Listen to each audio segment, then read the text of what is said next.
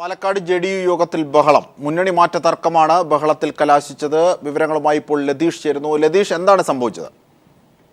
അജിംഷാദ്, പാലക്കാട് ജില്ലാ കൗൺസിൽ ജെഡിയുവിന്റെ പാലക്കാട് ജില്ലാ കൗൺസിൽ യോഗത്തിലാണ്. യോഗം ആരംഭിക്കുന്നതിന് മുമ്പാണ് ഇന്ന് വലിയ തോതിലുള്ള ബഹളമുണ്ടായത്. പാർട്ടി യു ഡി എഫിൽ തുടരണമെന്ന് ആഗ്രഹിക്കുന്ന ഒരു വിഭാഗം പ്രവർത്തകർ യോഗത്തിൽ ബഹളം വെക്കുകയായിരുന്നു. ഇവരെ അറിയിക്കാതെ യോഗം വിളിച്ചു ചേർത്തുവെന്നായിരുന്നു ഇവരുടെ ആരോപണം.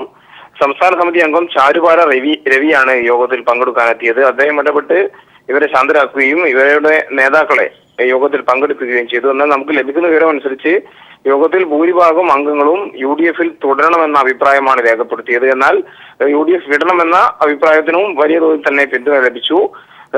യോഗ നടപടികൾക്ക് ശേഷം വാർത്താ ലേഖകരെ കണ്ട ചാരുപാല രവി പറഞ്ഞത്, സംസ്ഥാന കൗൺസിൽ എടുക്കുന്ന തീരുമാനത്തിനൊപ്പം പാലക്കാട് ജില്ലാ ഘടകം നിൽക്കുമെന്ന അഭിപ്രായമാണ്. യോഗത്തിൽ അതായത് ലതീഷ് അതിൽ നിന്ന് വേറിട്ട്, അതായത് MP വീരേന്ദ്രകുമാറിനെ തോൽപ്പിക്കാനായി DCC തന്നെ, പാലക്കാട് DCC തന്നെ അത്തരത്തിൽ ഇടപെട്ടു എന്ന തരത്തിലേക്കുള്ള വിമർശനം നേരത്തെ ഉയർന്നതാണ്. ബാലകൃഷ്ണപിള്ള കമ്മീഷന്റെ വിവരങ്ങളും ഒക്കെ അത് തന്നെയായിരുന്നു സ്ഥിരീകരിച്ചത്. ഇതിനെതിരെയുള്ള എതിർപ്പിന്റെ ഭാഗമായി മുന്നണി വിടണമെന്ന് അന്നു മുതൽ തന്നെ ജില്ലയിലെ JDU നേതാക്കന്മാരിൽ ഒരു വിഭാഗത്തിനുണ്ടായിരുന്നു. അതാണോ ഇന്നത്തെ യോഗത്തിൽ പ്രതിഫലിച്ചത്, ഇത്തരം ബഹളത്തിലേക്ക് കലാശിച്ചത്?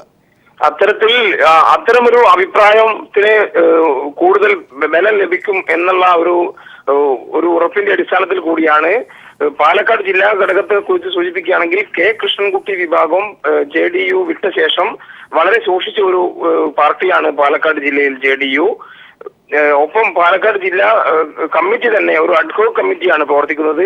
കൃഷ്ണൻകുട്ടി വിഭാഗം പാർട്ടിയിൽ നിന്ന് പോയ ശേഷം ഒരു അഡ്ഹോക് കമ്മിറ്റിയാണ് പാലക്കാട് ജില്ലയിൽ പ്രവർത്തിക്കുന്നത്.